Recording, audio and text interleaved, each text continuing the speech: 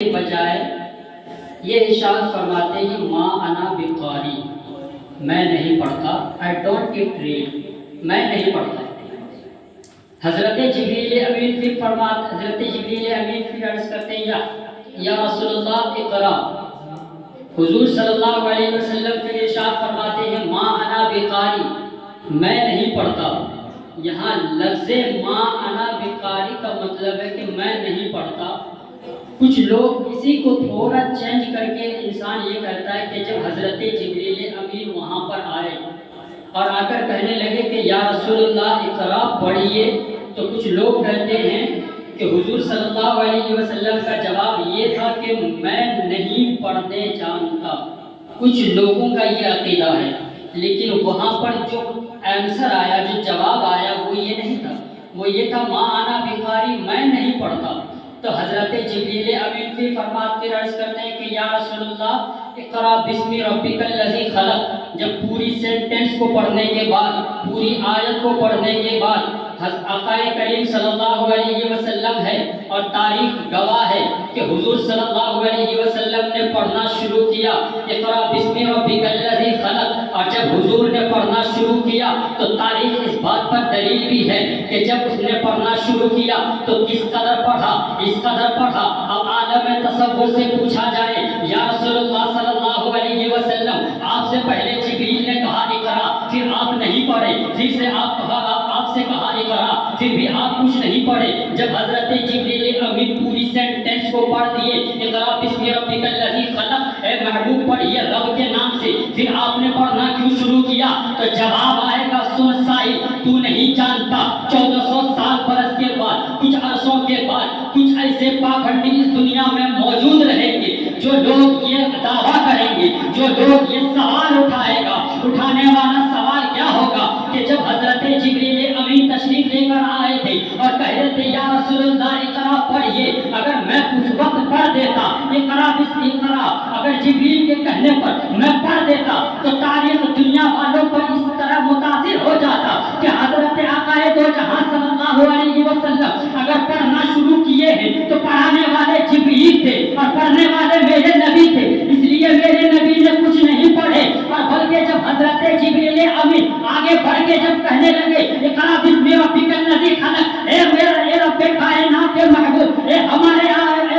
آقا دو جہاں اللہ کے نام سے پڑھیے، تبھی میں نے پڑھنا شروع کیا تاکہ دنیا والوں کو یہ پتا چلے کہ مجھے پڑھانے والا کوئی اور نہیں ہے، رب دو جہاں ہے، رب کائنات ہے، پڑھانے والا اللہ تبارک و تعالیٰ ہے۔ اور یہ اس بات پر یہ دلیل ہے کہ جب حضور صلی اللہ علیہ وسلم نے پڑھنا شروع کیا تو اس قدر تعلیم حاصل کی، اس قدر تعلیم حاصل کی کہ اللہ دوسری جگہ میں ارشاد فرماتا ہے وَعَلَّمَكَ مَا لَمْ تَكُنْ تَعْلَمْ وَكَانَ فَضْلُ اللَّهِ عَلَيْكَ عَظِيمًا۔ اے محبوب دنیا والوں کو بتا دو ہم نے آپ کو وہ سب سکھا ڈالا جو آپ نہیں جانتے تھے۔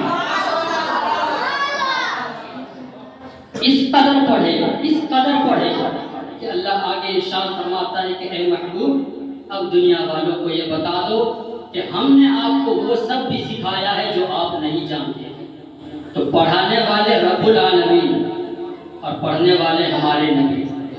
اب پھر یہاں پر سوال اٹھتا ہے، کچھ لوگ ہیں جو یہ کہتے ہیں کہ نبی کو پڑھا لکھا نہیں، ان پڑھ سمجھتے ہیں، جاہل سمجھتے ہیں، گواہ سمجھتے ہیں، اور کچھ لوگ ہیں کہ ان کے علم کو تولنے پر آئے کہ نبی کو اتنا علم غیب ہے، اتنا علم غیب نہیں ہے۔ اور میں یہ کہتا ہوں کہ جو لوگ یہ سمجھتے ہیں کہ نبی کو اتنا علم غیب ہے اور اتنا علم غیب نہیں ہے، تو بناؤ ایک لسٹ اور اس لسٹ پر وہ تمام باتیں لکھو جو نبی کو علم غیب نہیں ہے۔ اگر تم کہتے ہو کہ دروازے کے پیچھے کیا ہو رہا ہے نبی نہیں جانتے تو اسے بھی لسٹ کے اندر داخل کرو۔ تم کہتے ہو کہ کل ہونے والا کیا ہے وہ نبی نہیں جانتے تو اسے بھی ایک لسٹ کے اندر داخل کرو۔ تم کہتے ہو کہ قیامت کے دن میدان قیامت کے بعد میدان محشر میں کیا ہوگا اس کے بارے میں ہمارے نبی نہیں جانتے ہیں تو اس کی بھی لسٹ بناؤ اور یہ تمام باتوں کو لکھو جس باتوں پر تمہارا عقیدہ یہ ہے کہ ہمارے نبی ان باتوں کو نہیں جانتے، اور یہ تمام باتوں کو لکھ کر کے تمام تحریری کر کے ایک طرف رکھ دینا اور قرآن کی اس آیت کو اٹھانا اور یہ آیت پڑھنا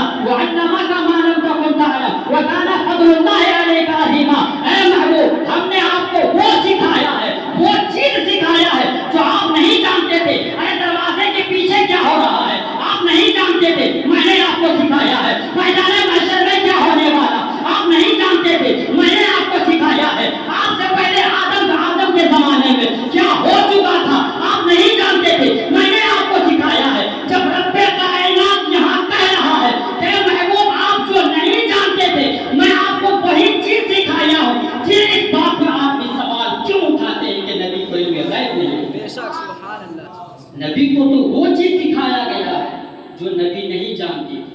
اب اگر تم کہو گے کہ علم غیب نہیں جانتے تھے تو وہی تو چیز سکھایا ہے، اگر نہیں جانتے تھے تو وہی چیز ابھی جانتے ہیں، کیونکہ علم غیب اور پڑھانے والے ہمارے نبی۔ تو خطبہ کے بعد میں نے اس آیت کریمہ کو اپنا عنوان سخن بیان کیا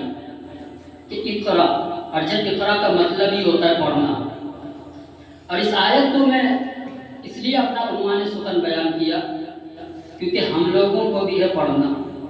without education is not at the complete of your life. آپ اگر سوچتے ہیں کہ بغیر پڑھے لکھے ہماری زندگی کمپلیٹ ہو جائے گی تو زندگی بھر اس سوچ کے ساتھ مر جائیے گا، کبھی زندگی میں آپ کی لائف کمپلیٹ نہیں ہو سکتی ہے۔ آج کسی انسان سے اگر کہہ دیا جائے بھائی شادی کر لو تو کہے گا پہلے اپنے پاؤں پہ ہمیں کھڑا ہونا ہے، پہلے ہمیں سکسیسفل بننا ہے۔ بغیر پڑھے لکھے انسان سکسیسفل نہیں بن سکتا۔ آپ اگر تاریخ بھی اٹھائیں گے، ایک پڑھ لکھ کے انسان اگر مستری بن جائے اور ایک بغیر پڑھا لکھا انسان مستری بن جائے تو دونوں میں بہت فرق ہوتا ہے، بہت فرق ہوتا ہے۔ تو خیر اس باتوں پر نہ جاتے ہوئے تو ہمیں پڑھنا ہے، اور جب ہم پڑھنے کے لیے آگے بڑھیں گے تو ہمیں دیکھا جائے گا کہ دو طرف راستہ بنا ہوا ہے، یعنی رہی پڑھائی کی جو لائن ہے وہ دو لائن ہے، ایک اسکول کی طرف جا رہی ہے، دوسرا مدرسے کی طرف۔ تو ہمیں ڈیسائیڈ یہ کرنا ہے کہ کون سی لائن ہے جو ہمارے لیے بہتر ہے، ہمیں کس لائن کو چننا چاہیے، کس لائن کو ہمیں منتخب کرنا چاہیے۔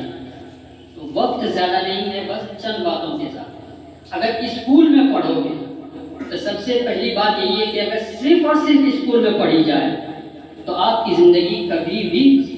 کمپلیٹ نہیں ہو سکتی ہے، کیونکہ وہ دن بھی ضرور آئے گا جو آپ کو اس دنیا کو چھوڑ کر جانا ہے، اور جب قبر میں سوالات ہوں گے یا آپ کے کوئی رشتہ دار مر جائے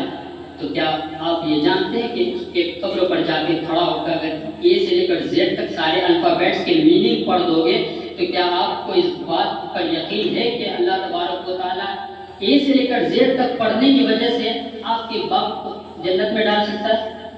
نہیں۔ وہاں اگر پڑھو گے A for apple, B for ball, C for cat, D for dog, کتا بلی چوہا پڑھتے جاؤ گے، تمام چیزیں قبر کے اندر داخل ہوتے جائیں گے، ایسا ہے۔ تو ہمیں اس لائن کو چننا نہیں ہے۔ اب اگر کوئی انسان یہ کہے کہ اسکول میں پڑھ لکھ کے انسان اگر کلیکٹر بھی بن جائے یا کوئی ڈی ایم بھی بن جائے یا کوئی I P S I S doctor راجدوت کوئی سا بھی انسان بن جائے وہ ہم سے زیادہ عزت و بلند و بالا مرتبہ کبھی زندگی میں نہیں ہو سکتا ہے۔ آخری جملہ اس کے بعد میں اپنی جگہ۔ ایک انسان اگر پڑھتا ہے